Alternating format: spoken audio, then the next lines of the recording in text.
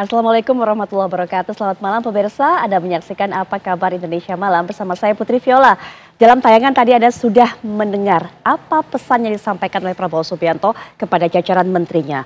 Pesannya memang beragam, larangannya juga bermacam-macam, tapi yang pasti semua disampaikannya begitu tegas, kemudian juga tanpa tedeng aling-aling.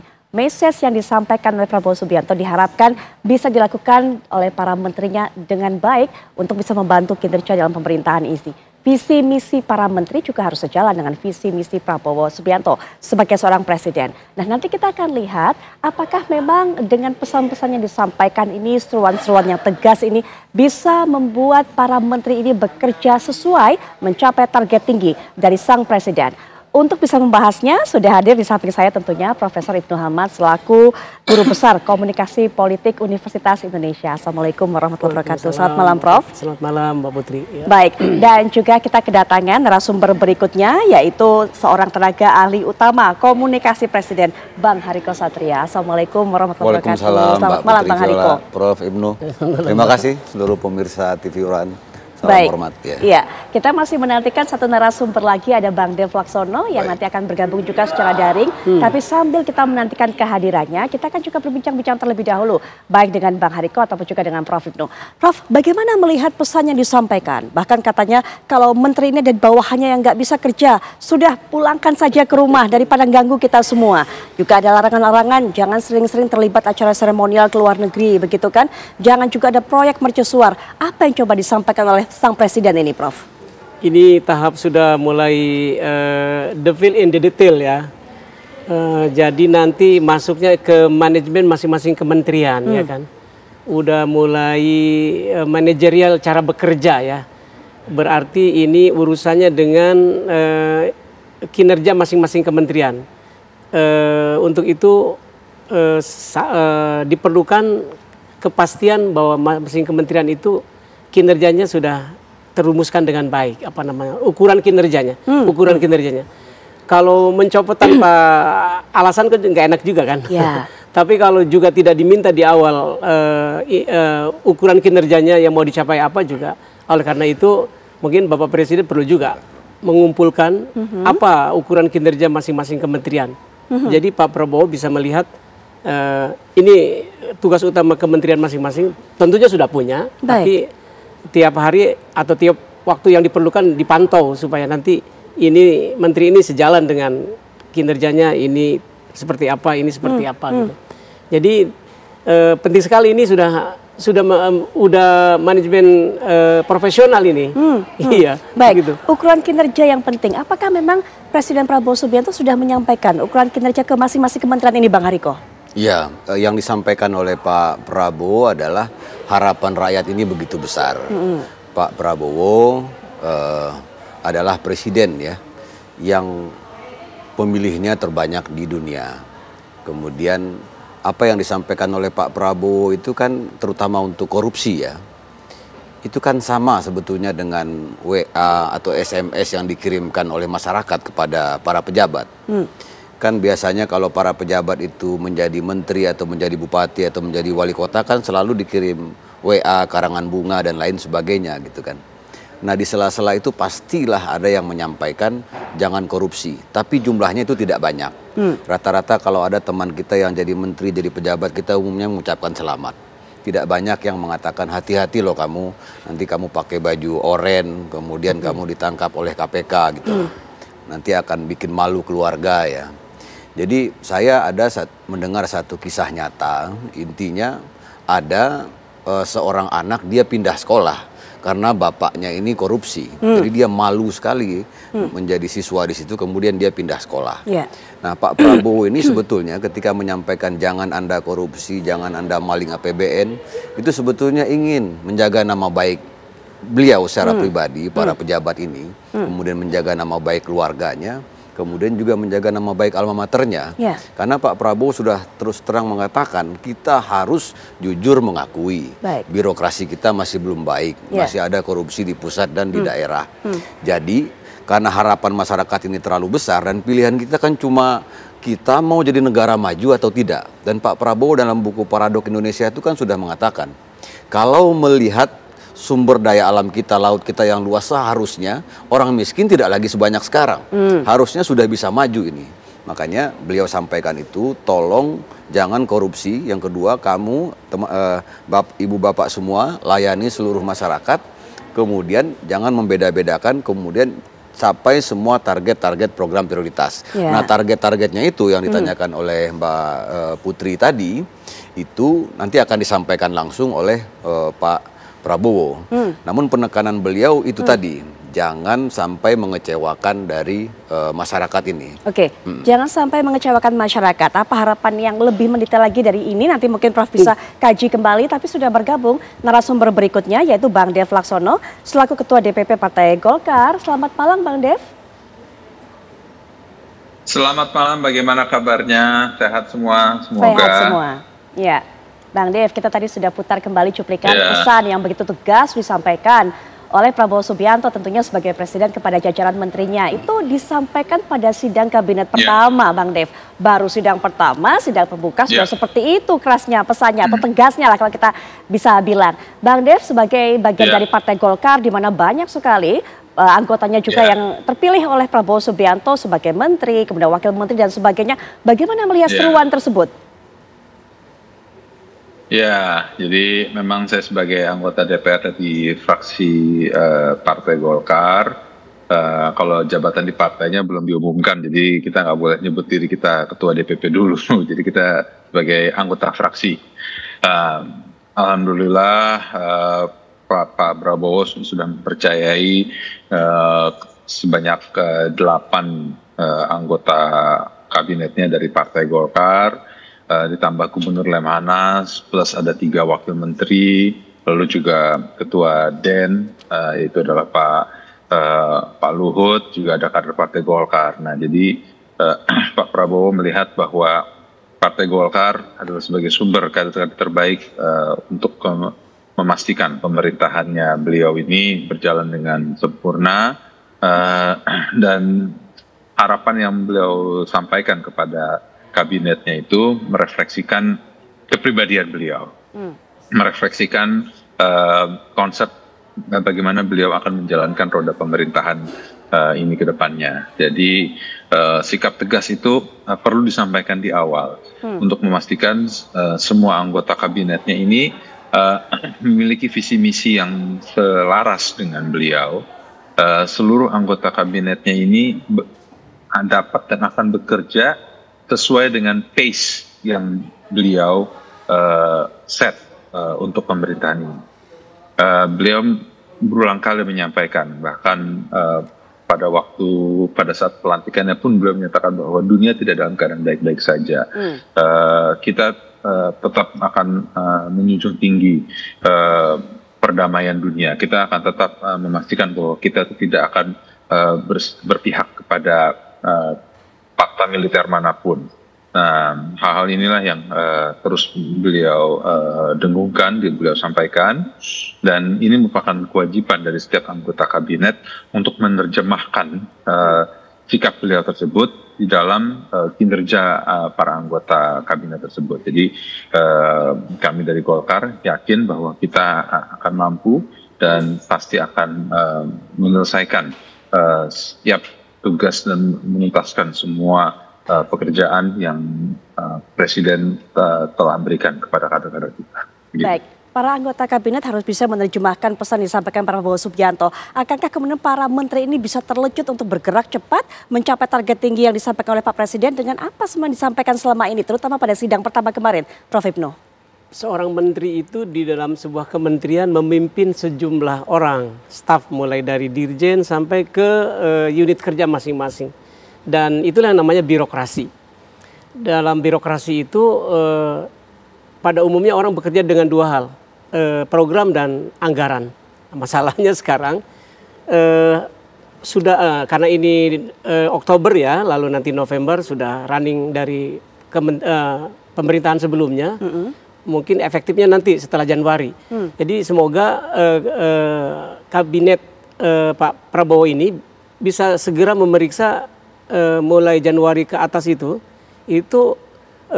RKAKL namanya, rencana kegiatan dan anggarannya itu sejalan dengan visinya Pak Presiden ini gitu. Karena di kementerian itu yang kerja lapangan maksud saya bukan menteri langsung, bukan Pak Dirjen langsung, tapi adalah eselon 2, eselon 1 pun masih di backup oleh eselon 2. Oleh karena itu perlu diperiksa oleh timnya Pak Prabowo, Menteri Keuangan terutama dalam hal ini barangkali adalah apakah RKKL dari kementerian-kementerian ini sejalan nggak dengan visinya Pak Prabowo gitu. Jika berbeda tidak bisa menunjang? Segera diperiksa ininya, makanya RKKL-nya supaya jangan di tengah jalan baru kok jadi begini. Sebab di kementerian itu pengalaman kami di kementerian ya bekerja itu dengan anggaran dan APBN maksudnya, sumbernya APBN, bahkan bisa dengan utang. Oleh karena itu sekali lagi periksalah RKKL yang sudah disusun di 2024 ini untuk dilaksanakan di 2025 begitu. Oke, Bang Dev, ada pandangan juga mungkin mengenai hal ini. Tinjauan mengenai rencana kegiatan dan anggaran untuk bisa menunjang kinerja menteri agar tadi bisa sejalan menjalankan visi misi dengan begitu tepat dan cepat tentunya. Tentu sudah tanggung jawab dari para menteri untuk memastikan bahwa kebijakannya itu searah dan selaras dengan program besar pemerintah. Karena kan Pak Prabowo sudah menyampaikan bahwa tidak boleh ada menteri yang memiliki visi misi sendiri. Ini harus visi misi itu adalah visi misi pemerintahan Prabowo Gibran.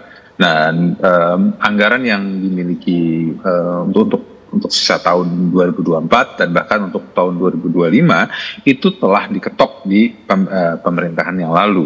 Akan tapi ada ruang untuk perbaikan, ada ruang untuk revisi, ada ruang untuk. Bang Dev masih bersama kami?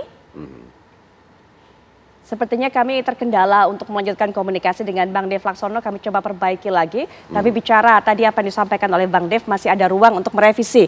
Prof Ibnu ada juga tujuan mengenai ini? Ya sedikit. Jadi lakukanlah segera pemetaan ya untuk jadi amanah Pak Presiden yang dalam hal ini melalui rapat kabinet pertama, menteri-menterinya begitu masuk ke ruangannya masing-masing nanti, mungkin hari Senin nanti, itu segera periksa. Panggillah itu semua pejabat yang terkait mungkin sekjennya atau dirjennya, bagaimana dibuka rencana RKKL di kementeriannya itu. Mana yang to the point kepada apa yang dikehendaki Pak Presiden, target-target yang melayani rakyat dengan sepenuhnya gitu kan. Mungkin tadi jangan pergi ke luar negeri terlalu sering seminar. Kalau diperiksa terlalu banyak, ini coret, pindahkan ke program yang lebih nyata, bisa begitu kan? Ya betul. Oleh karena itu pemetaan perlu dilakukan segera oleh menteri-menteri baru ini di kantornya gitu. Baik. Supaya amanah Pak Presiden tadi terrealisir begitu. Ya, kalau enggak hanya Bapak Presiden slogan, tapi di lapangan enggak backup, itu kan sayang sekali gitu kan. Ini hal penting ternyata Bang Hariko, supaya jangan ini menjadi hanya pesan semata, tujuan Pak Prabowo semata, sementara para menteri tidak bisa mengikuti begitu. Ya inilah pentingnya pembekalan di Magelang ini agar seirama setujuan gitu kan. Dan kalau kita lihat hari ini kan Pak Prabowo betul-betul memberikan contoh, bangun pagi jam 4, kemudian Pak Prabowo orang yang paling pertama ya. Saya dengar begitu, ya, ada di tempat paling pertama katanya. Berita tadi kan beliau datang yang paling pertama. Kemudian Pak Prabowo juga tidak memakai seragam bintang-bintang, dia memakai pakaian yang sama, walaupun dia pemimpin tertinggi di Indonesia, tetapi dia memakai pakaian yang sama dengan para bawahannya dan para menteri-menteri lainnya. Kemudian ada satu pernyataan Pak Prabowo menurut saya yang sangat visioner. Menurut kami Pak Prabowo mengatakan jangan setia dengan Prabowo Subianto, setialah dengan Negara Kesatuan Republik Indonesia, setialah dengan kepentingan nasional. Apa itu kepentingan nasional? Yaitu yang dalam pembukaan Undang-Undang 45 itu yang coba ditanamkan oleh Pak Prabowo. Kemudian ada kebersamaan di situ, karena ini penting sekali ya. Jadi kemampuan bekerja dengan sesama manusia ini, kalau saya lihat tadi pernyataannya Ibu Stella Christy, ini penting sekali. Bagaimana kita sebagai manusia mampu bekerja dengan sesama manusia. Yang kedua ada namanya system thinking. System thinking itu adalah kemampuan untuk melihat bahwa semua ini saling terkait, mau pertanian kek, mau pendidikan kek, mau infrastruktur, mau kesehatan, mau agama, semuanya ini terkait, saling memengaruhi. Kalau kata Pak Hasan Nasbi itu ini semacam total football, semuanya staminanya harus sama, tidak boleh ada yang malas-malesan. Makanya kan Pak Prabowo kan memberikan contoh, walaupun dia bangun jam 4, dia juga tetap bisa beraktivitas sampai jam 11. Jadi stamina ini sangat penting sekali. Dan yang terlihat sekali adalah bagaimana Pak Prabowo itu membangun empati terhadap para pemimpin itu. Pak Prabowo itu kan orang yang paling nggak bisa ya melihat orang itu menderita. Memang suara Pak Prabowo itu besar, tetapi sesungguhnya dia orang yang memang karakternya begitu. Kan kita tidak mungkin mengoperasi pita suaranya. Kayak saya kan suara juga besar. Tetapi beliau orang yang pemaaf ya, bukan orang yang otoriter. Malah dia mengatakan tadi, kan kalau biasanya kalau pemimpin itu kalau kamu nggak ikut saya nanti kamu saya pecat. Ini kan jelas tolak ukurnya itu siapa yang tidak memperjuangkan kepentingan nasional berarti nggak cocok di barisan ini. Bukan siapa yang tidak setia pada Prabowo. Jadi Pak Prabowo tidak mengatakan kalau kamu tidak setia dengan saya, kamu saya pecat. Tidak, tapi kalau kamu tidak setia dengan kepentingan nasional, kalau kamu mengkhianati kepentingan nasional, maka kamu tidak layak berada di barisan ini. Termasuk yang tidak setuju dengan program makan bergizi salah termasuk satunya. makan bergizi gratis. Kenapa? Karena makan bergizi gratis itu betul-betul sebuah mimpi beliau yang sudah sejak 17 tahun yang lalu ya, ketika beliau melihat angka stunting itu. Jadi bukan hanya makan bergizi gratis, tapi bantuan gizi untuk ibu hamil dan balita. Jadi Pak Prabowo ini mikirin orang dari kandungan bahkan sampai ke kuburan lah, kira-kira bahasanya begitu. Jadi itu kan selalu disampaikan oleh Pak Prabowo. Apakah Anda masih tega maling dari APBN, dari APBD, sementara masih ada 25 sekian orang miskin, gitu kan? Apakah masih tega misalnya maling dari proyek-proyek APBN itu, sedangkan banyak orang usia 70 tahun narik becak, kan itu terus yang dia sampaikan. Kenapa dia berani menyampaikan hal yang seperti itu? Karena memang dalam rekam jejaknya sampai usia 73 tahun hari ini, dia nggak punya rekam jejak korupsi itu. Artinya kalau memang mau kaya ya usaha, tidak cocok seperti ini. Nah, hal-hal seperti itu yang terus ditekankan oleh Pak Prabowo, tapi itu kan pendekatannya dari hati ke hati. Dia betul-betul menyampaikan, ayo ini lihat masyarakat kita seperti ini, lihat masyarakat kita seperti ini. Nah, itu yang emosi yang seperti itu yang coba didorong oleh Pak Prabowo. Kita nggak bisa membayangkan, andai saja tidak ada kegiatan di Magelang ini, bagaimana mungkin orang itu tanpa berinteraksi, tanpa dikumpulkan dalam satu tenda, kemudian dijelaskan. Tadi kan ada acara yang sangat bagus ya, Parade Senja. Ya. Betul. Parade Senja itu sebuah acara, salah satunya mengheningkan cipta, ya. Mengingatkan bahwasanya kalau kata Bung Hatta itu, usia kita ini pendek, usia negara itu panjang. Jadi jangan sampai karena usia yang pendek ini kita bikin susah. Nah di situ kan dijelaskan bahwasanya dulu para pahlawan itu kan nggak semewah kita hidupnya. Kemudian dia tetap bisa berjuang dan lain sebagainya gitu loh. Bahkan Pak Prabowo itu pernah mengatakan Prabowo Subianto itu nggak ada apa-apanya dibandingkan dengan pahlawan-pahlawan yang bahkan tidak ada batu nisannya. Jadi Prabowo Subianto nggak ada apa-apanya dengan pahlawan tanpa nama itu. Nah itu penekanan-penekanan seperti itu diharapkan bisa betul-betul membuat ibu bapak kita yang menjadi menteri maupun wakil menteri ini, jadi energinya berlipat-lipat gitu loh. Ini mirip seperti orang mau bertanding gitu loh, semakin berlipat-lipat energinya, sehingga betul-betul pencapaiannya bisa maksimal. Karena kalau tidak ada upaya seperti itu biasa-biasa saja, karena kita ini seharusnya ya kalau menurut Pak Prabowo kan sudah jadi negara maju. Nah itu yang ditekankan terus sama Pak Prabowo, jangan bikin masyarakat ini kecewa gitu. Upaya pendekatan seperti ini Prof, membuat para menterinya ini mengetahui apa realita yang terjadi di kalangan masyarakat, memperlihatkan contoh-contoh kehidupan nyata seperti itu. Bahkan kalau saya tidak salah juga mengatakan para menteri jangan seperti burung unta, harus kemudian melihat apa yang terjadi di kalangan masyarakat, begitu kan? Jangan kalau ikan itu kan yang busuk pertama kali itu kepalanya. Jangan sampai kita itu tidak memberikan teladan. Kan ini pejabat-pejabat tinggi semua baik di pusat maupun di daerah.